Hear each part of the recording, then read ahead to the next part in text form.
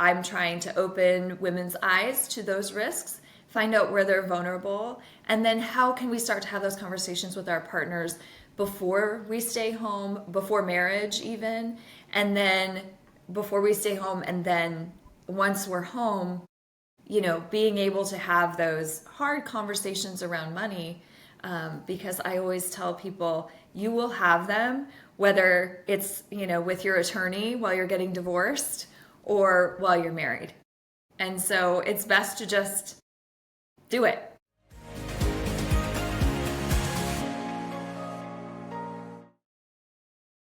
Hello, welcome to Healing Millions podcast. Today I have a very special guest, Anna Goff, who helps women become financially independent and reclaim their freedom. Today we are going to dive into one of the most important topics, money. So many couples avoid this discussion about money, but after being in marriage for a certain period of time, money causes a lot of struggles and a lot of tensions in the marriage. And today we are going to discuss how to prevent those tensions and those struggles and how to actually start talking about money in marriage. Anna, thank you so much for being on my podcast. It's my honor and pleasure to have you here. Thank you so much. I'm so happy to be here with you. Thank you so much. Anna, when I saw your video on YouTube, it was an interview with someone. I really love the topic. I really love your work because you're helping women become financially independent. I have been working with many, many women all around the world. And the number one reason why women feel stuck in their life, why they struggle, is because very often they are in a marriage that very often is very abusive. It's very controlling, and they don't have financial resources to help themselves because husband handles all the money. And today I really want to talk to you about this topic because it's really, really important, not only for stay-at-home moms, women in a marriage, but also for women who want to get married. Because this is a topic that is very important and usually and very often causes struggles in a marriage if it's not done properly.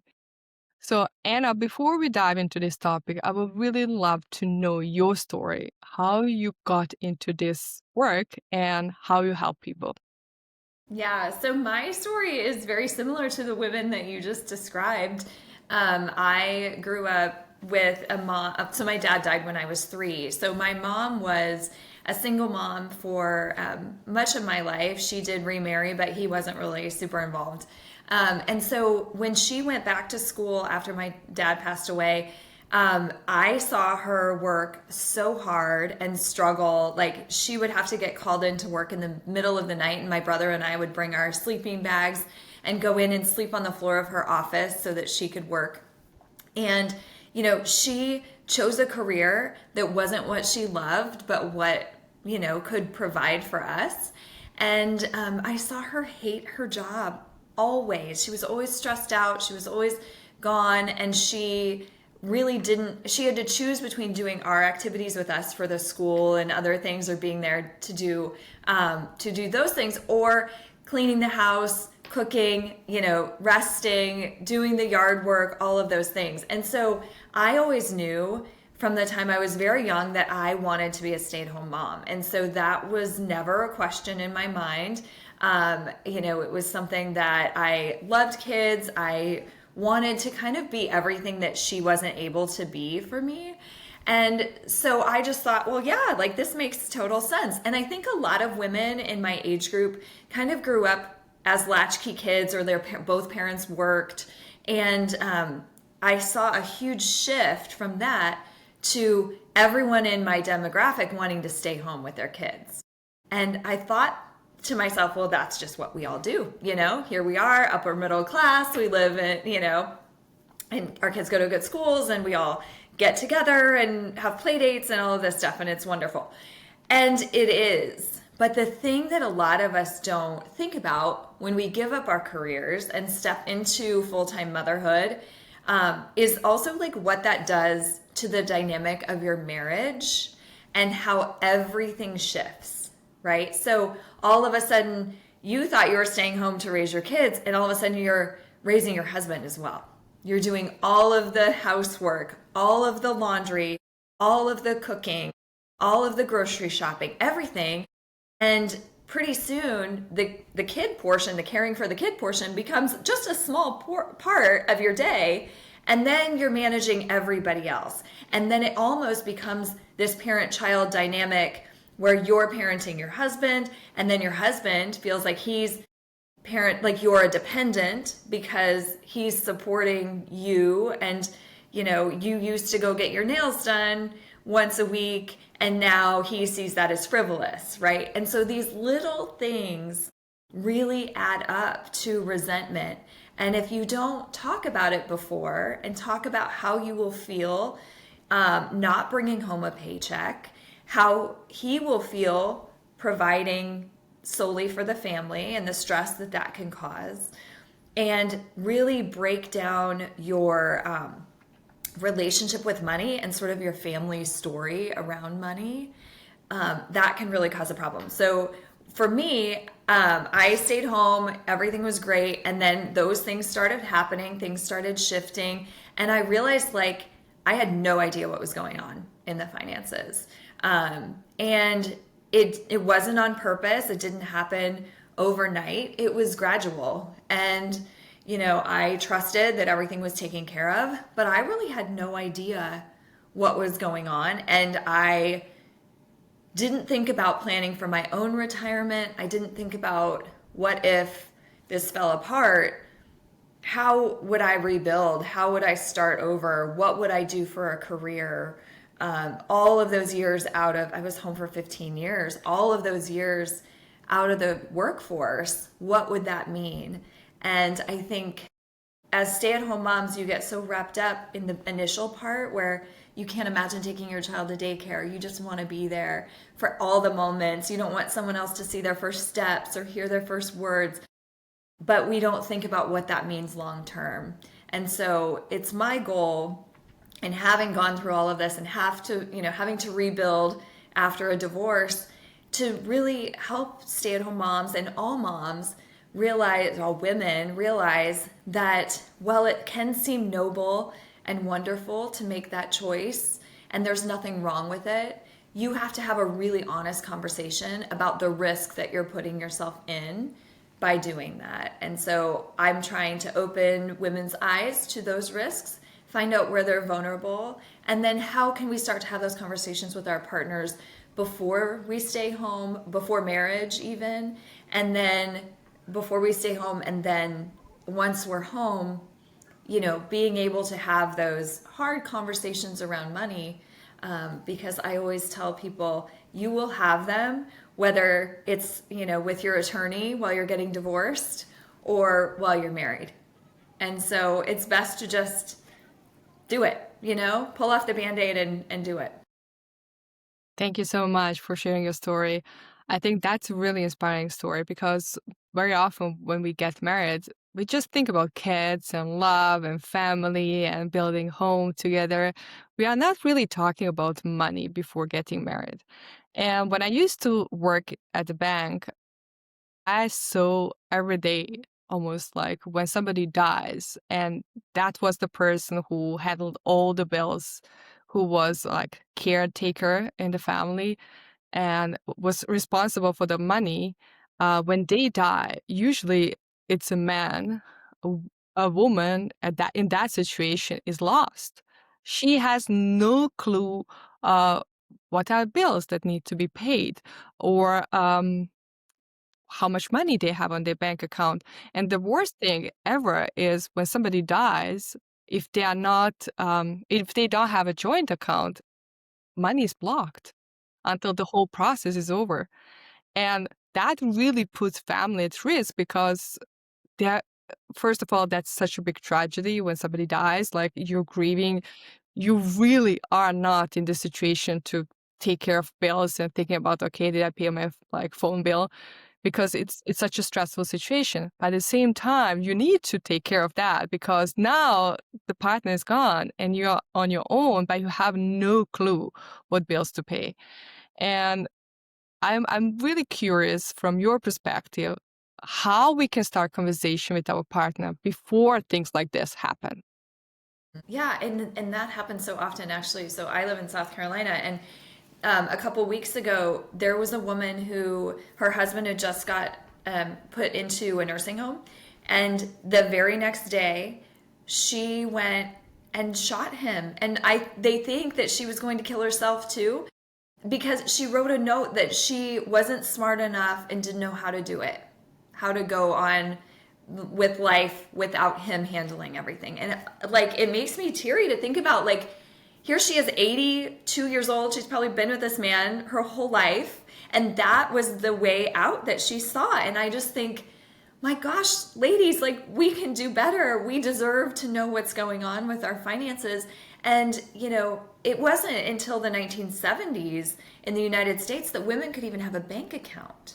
And so, I mean, I went to high school with people that were born in the 70s. Like, this was not that long ago. And so I think we need to give ourselves a little bit of a break and say, okay, before, fine, maybe we handed off more than we should, but we need to be sitting down with our partners, whether it's weekly, monthly, quarterly, go through all the bills, know exactly what needs to be paid. Make sure that your name is on everything that can be. And if it's not, make sure that you have the proper paperwork in place, legal paperwork, that you have access to all of that. Make sure you're the beneficiary. Make sure that you have living benefits on your partner. So if they're the breadwinner and they get sick or injured or anything, that you can be protected and that it's not going to take all of your money. I mean, there are all of these things that we can do to protect each other inside of a marriage.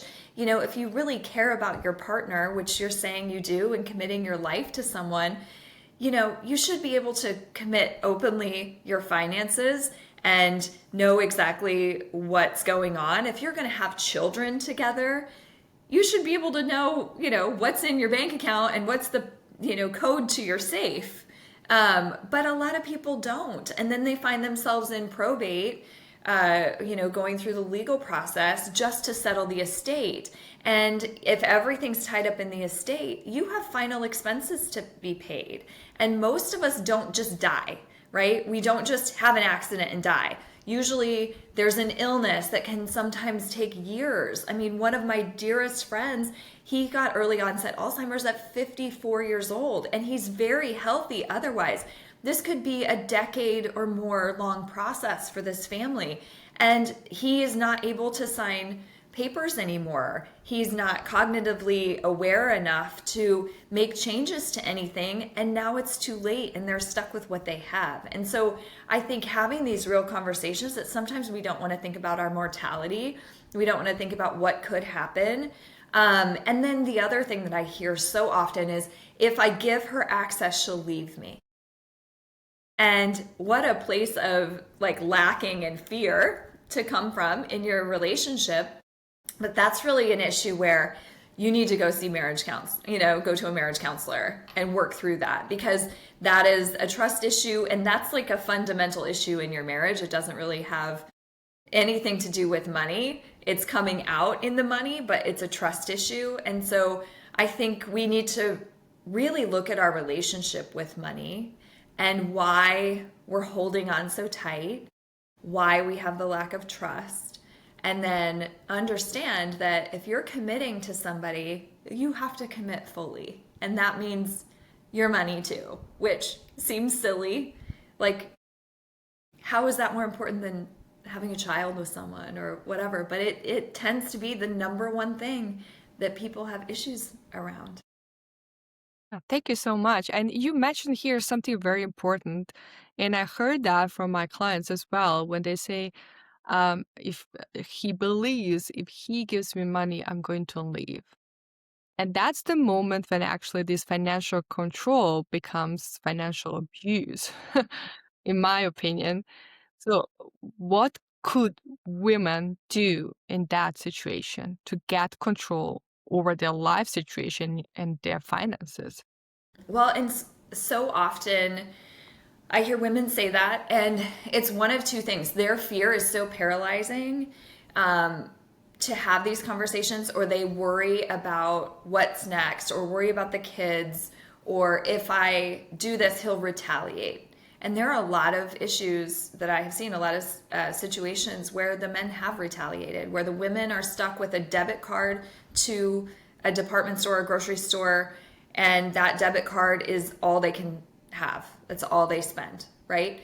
And I think we need to look at that and say, okay, am I only staying because I'm fearful to start my own career, to do this on my own? Is this marriage salvageable? And sometimes it's not. But sometimes the men don't even realize what they're doing. So I love having conversations with women and equipping them with the right questions to ask and the tools to go to their financial advisor with their partner. And then have the financial advisor be the quote unquote bad guy, right? Who says, well, if this happens, she's going to be in this situation. Your kids are going to be in this situation, you know, and have them bring it up, because sometimes it's like they don't mean to do it and they're in this sort of fog, and or it's the way they saw their parents handling money. That happens a lot, where, well, my dad did it this way, so this is the way I'm going to do it. And you know, the financial control part can just be really, really tricky. But I think it's more, like I said, a marriage issue. It's a trust issue. And it's something that I encourage couples to seek outside therapy for, because, you know, you can have the right words to say and the right questions to ask. But if you're not dealing with somebody who's receptive, or even willing to listen at all, or even change their opinion maybe in the slightest, it's going to be really hard to move forward. And then when that does happen, I coach a lot of women on kind of exit strategy and what to do next, which is devastating, because ending your marriage can be so awful. But for so many women, it's the only way that they will ever feel financially equal. And that's to walk away and start over, and then take those things that they learned and, you know, move forward. Are you tired of feeling exhausted, drained, and overwhelmed no matter how hard you try to keep it all together? You take care of everybody else, your friends, your family, always showing up for them. But who is taking care of you? What if you can go from overwhelmed to peaceful, from exhausted to energized in just 30 minutes a day? Imagine ending your day feeling calm, grounded, and actually excited to wake up in the morning. I invite you to join the Healing Millions community. Inside of our community, you will experience live healing sessions every single weekday, guided by 10 healer experts using proven methods like energy healing, emotional release, and tapping, so you can finally release the stress, sleep deeply, and wake up feeling excited and fully and joyfully alive again. Real humans, real support, right when you need them most. You don't have to do this alone anymore. Come, join us. Click the link below or scan the QR code to join us now. Because if not now, when? Your peace, your joy, your energy, they matter. You matter. Come and join us inside Healing Millions community. We look forward to seeing you there. You mentioned here something very important that I want to go back to. You said sometimes men do that unintentionally. And when very often when people get married, they say, I will take care of you. Right. And then like they do this really unintentionally because they are the one who handles money and take cares of money. But the problem is also when they have everything in their name and something happens to them. Can we talk a little bit about that? Yeah. So if, for instance, I always say, if something happens to them, divorce, all of these different scenarios are kind of similar. Say you have the house only in your name, the car's only in your name, the bank account's only in your name. And say you've been home for a decade, and maybe you don't have credit anymore, right? You haven't earned an income in years and years and years, which means you can't get a loan. So if you have to get your own mortgage, get your own car loan, because if you have a loan on your car and he dies, that car doesn't go to you. that car has to be sold. You have to pay off the loan and satisfy the loan. Then could you get another loan? You know, this is the real risk that stay-at-home moms and women who have stepped out of the workforce are looking at. Because, you know, if you have to obtain a mortgage, do you have somebody that could co-sign? A lot of people don't have enough money in their estate to pay off their car, their home, pay for their kids' college, pay for final expenses, especially if there's an illness. You know, when you're looking at all of those bills stacking up on top of the death and dealing with the grief of that, if everything's in his name, you have to go through the process of renaming things, selling things, reorganizing everything. Where if your name is on it, it just smoothly transfers over. And I think people have a really hard time looking at their mortality. And so they sort of turn away from it. And it's not going away, you know? And so I think it's really important that we get really honest with ourselves. All of us have lost people. All of us have lost young people, middle-aged people, old people. It's inevitable. And so we need to think about what would happen and really play that scenario out with your partner. If you were to die, how would our kids go to college? How would I live? Where would I live? You know, and maybe they would say, well, you don't need this big house anymore if I'm gone. And a lot of times they'll also think, well, she's thinking about what's next. I don't want another man to live in my nice house. I don't want another man to have my money, right? And so even like from the grave, they would try to control it. But I think, you know, really playing out these scenarios, what would happen? And then setting each other up, you know, because if a woman dies, that's a huge loss for the man too, if she's handling literally everything. So setting it up so that both of you are looking at this situation and saying, how can we love each other through this? Setting ourselves up, setting each other up to be protected and loved and cared for no matter what happens. And that can be like a hard, selfless thing that not everybody wants to do, right? Exactly. But you mentioned here something very, very important. Like in the previous question when I asked you, like you said, what is the most important thing right now than having a kids together? If you can trust me with having kids with you, how can you not trust me to have like access to your money? Because I need to take care of kids. I need to pay bills like as well. If I go to grocery store, I have to pay bills as well. And it's really like a really big trust issue right now, what's happening, because okay, you trust me enough to be a mother of your children, but you're not trusting me enough to have access to your account. It hurts a lot because I can birth your children, but I cannot have access to anything. You're taking away everything from me. It feels almost like that. And for women who are right now in that kind of situation where they feel stuck, they have a kids, they don't have access to money. And what is the best way to do to help themselves in that situation? Yeah, I think doing something outside of the home.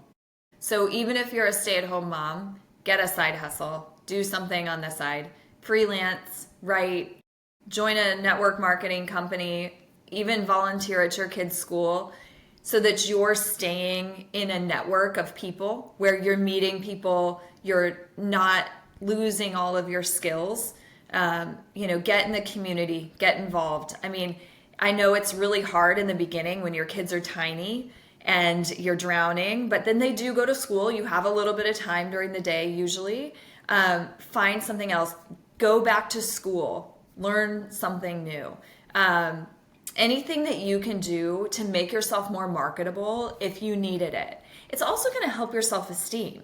You know, it gets hard when you're home all the time. You feel like, oh my gosh, there's no point of even changing out of my workout clothes today because no one's going to see me, or I'm just going to, you know, be at home with the baby. And I say to women, like, get up, take a shower, you know, get up, work out because you'll feel better.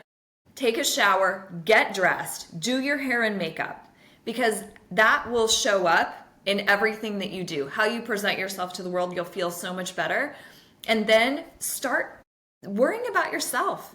Don't, if he wants to make himself the center of the universe, take that away and you do you. Focus on what you can do to grow.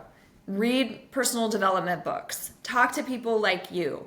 Talk to people in the community who are doing something that you're interested in.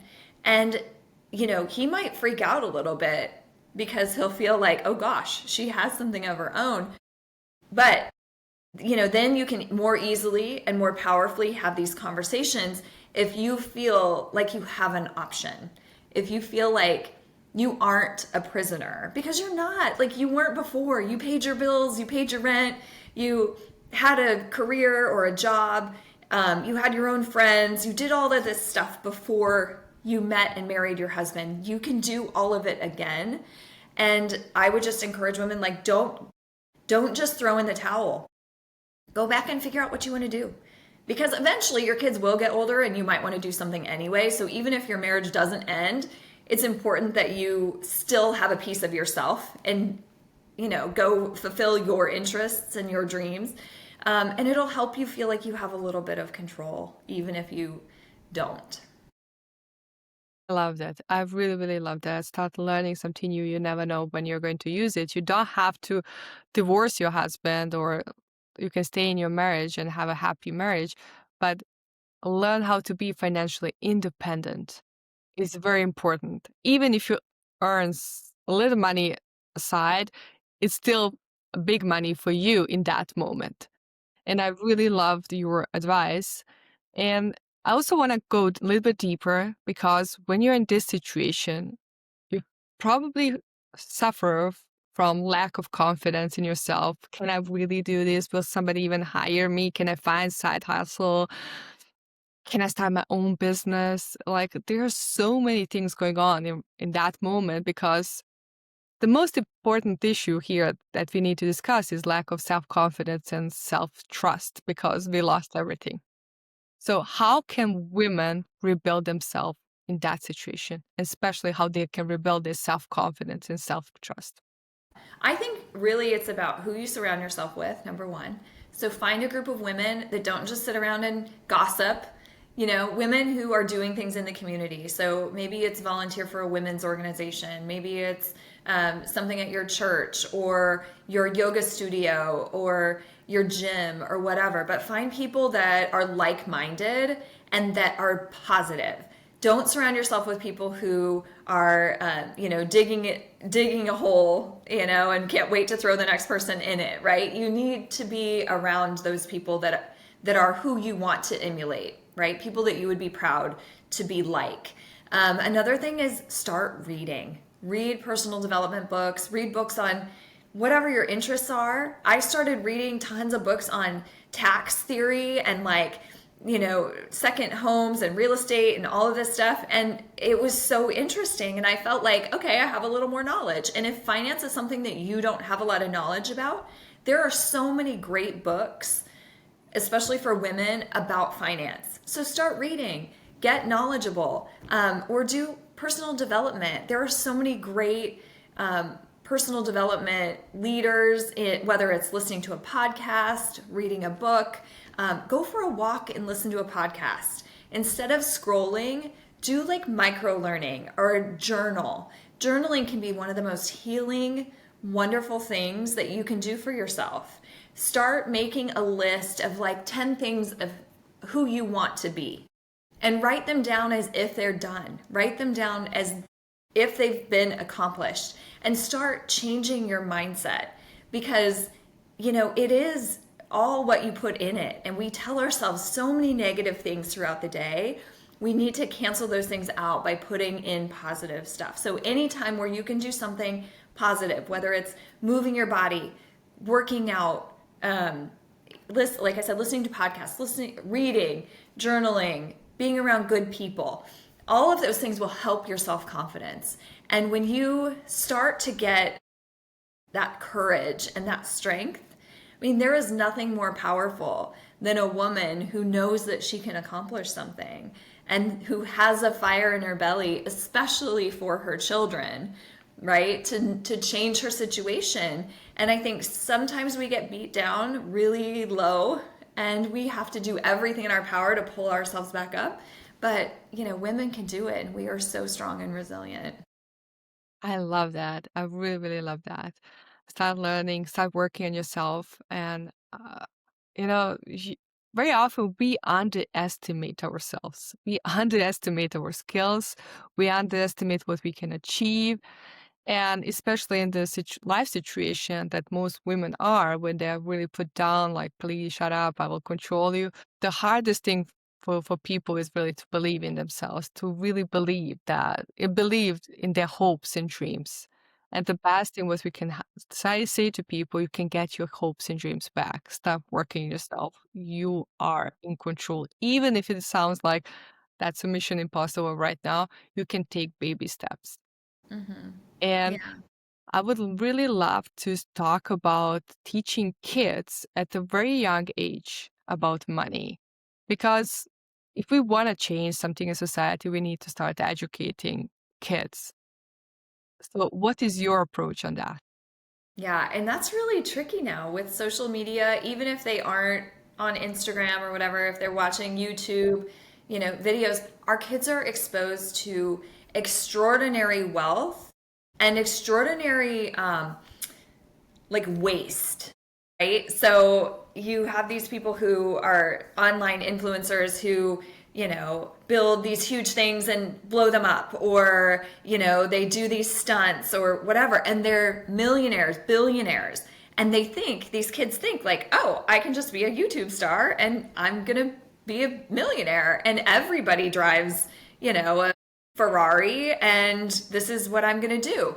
And, when we were growing up, when I was growing up, we had like a little savings account thing that we wrote, what our deposits were, and we had no idea what was going on in the rest of the world. And I grew up in rural Iowa. And so, no, in the middle of the United States, I had no exposure to anything else other than what I saw. And this can be good and bad. So, in my little town of 5,000 people, there were a few people who were wealthy, the lawyer, the doctor, but my mom made probably more than 90% of the people in my town. So we were like the well off ones, but we were middle class. We weren't wealthy.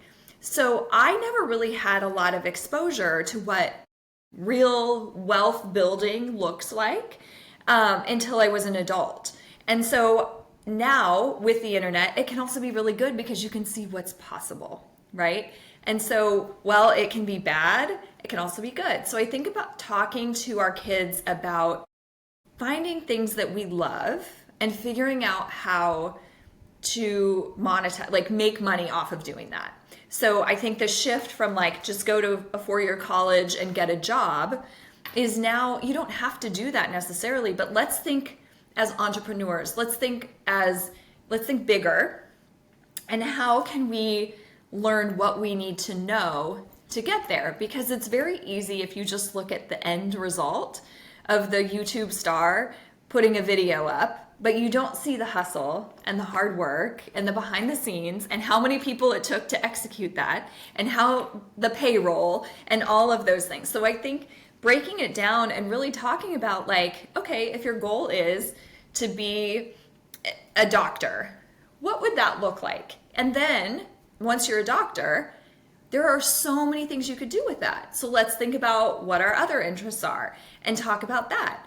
And then how much money do we think it actually costs to live? Because the other thing our kids don't see very often is actual cash being exchanged. They see credit cards. So they have like this idea that money is pretend almost. It's digital now. And so you don't see it dwindling away like you did with cash. So I think cash is important if you can get your child to pay for something and see like how much, $20 doesn't buy much. So, looking at it as like, okay, this is how long we would have to work. This is what we would have to do to earn this. And I think giving your child the freedom to do their own spending. We have something called Greenlight, which is like a debit card that we load money onto, and then our kids have to buy their own things. And my daughter's 14, and it's very evident that she doesn't like doing that because she realizes that 2 lip glosses are like $60. And she's like, whoa, the money goes so fast. But it is important, when you're talking about those things, even grocery shopping, going to the store, bringing up, like having them do the transaction or talking about that, I think can really help them get the concept of money. And then just having a good relationship with it. I think having the relationship of abundance instead of scarcity is also important, within reason, knowing that it is hard to earn a living, that you do have to work hard and money doesn't just come, but also like not to feel like money is the most important thing, and to trust that when you're doing the right things for people that it will come, and not have this like scarcity control mindset around it. I think is really important too. Yeah, because kids watch YouTube videos and they see all what is possible. And I love that you mentioned also sometimes they have a really wrong perception, like how much money they can earn and how much money they can have, which I think there's more than enough money in the world. Like there's plenty, but I think the most important thing to teach kids is really to show them, okay, but you need to do something for that money. You need to take action to get that money. Like Mr. Beast didn't become Mr. Beast overnight. Like it took Right, him years to get there. And right. really breaking down. I really love that. Breaking down what steps he took to get there. It's very important.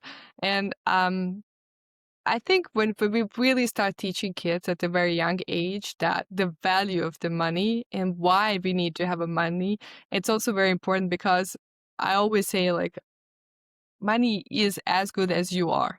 Money Mhm. shows your character. Like money Yeah. shows what you can do with that. Because um for a long time, like when I became a healer, I had a really, really hard time charging money for my services, like for helping people.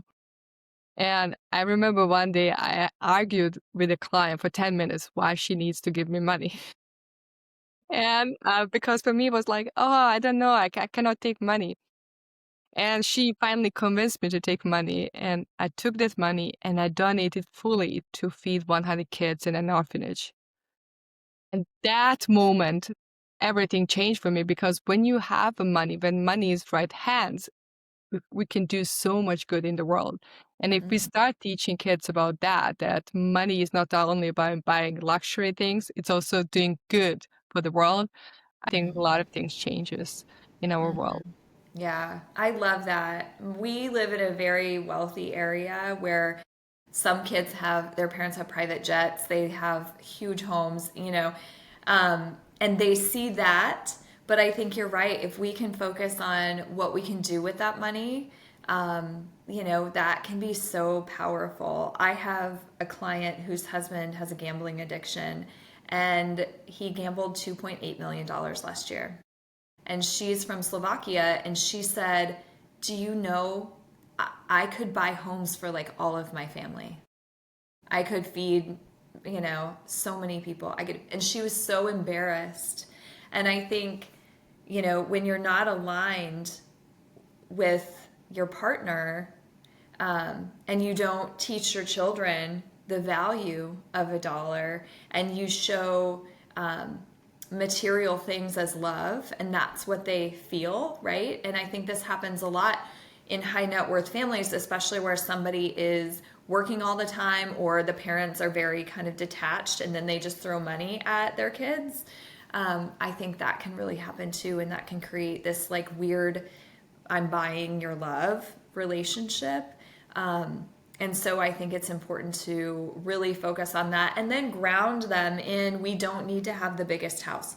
We don't need to fly on a private jet. We don't need to do all of these things. It's great that you have friends that do that. And if you get invited, that's really fun. But we aren't less than if we don't have that, and I think your worth can be so tied to money. And so finding things that really ground you and root you in who you are. And then, like you said, your money is a reflection of who you are and what you do with that money and who you help. And you know, if you're a good person, if you're a happy person and you get money, you'll be happy with money. If you're a sad person and you get money, you'll be sad with money. So, you know, working on yourself will help your relationships, whether with money, people, anything. Anna, thank you so much for the inspiring conversation today. If people want to connect with you and work with you, how they can find you? The easiest place is on Instagram. So it's Ms. MS Anna with two N's, Goff. That's the easiest way, but I have a Substack. I'm on LinkedIn, Twitter. So I'm out there, but that's the best way to connect with me. And then we can work one-on-one. I do courses. But I just want to spread this message to women and encourage them that they don't have to feel like they don't have an option. Because we always have an option. Sometimes we don't see that. Sometimes we are so stuck in this victim mode that we cannot see anything around us. So the best thing is really taking your power back and start really rebuilding your confidence and self-worth. And then you will see that there are more than enough opportunities for you to break free. Yeah. Thank you, Anna, so much for being on my podcast today. For everybody who's watching and listening, if this episode inspired you, moved you, touched you, please share it with your friends and family members because we heal together and we grow together. Thank you so much for being here. Until next time, be brave, shine your light because the world needs the love and light inside of you more than ever. I'm sending you a big hug and lots of love. Bye for now.